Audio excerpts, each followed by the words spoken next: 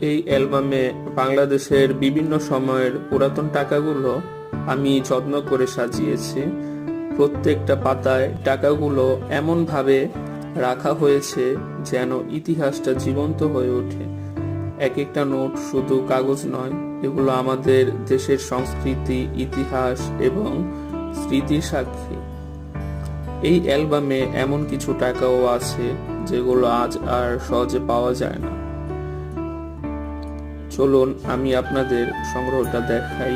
ভিডিওটা যদি ভালো লাগে তাহলে লাইক আর শেয়ার করতে ভুলবেন না। আর যদি আপনারও পুরাতন টাকা সংগ্রহ করার শখ থাকে তাহলে কমেন্টে জানাবেন কোন টাকাগুলো আপনার সংগ্রহে আছে।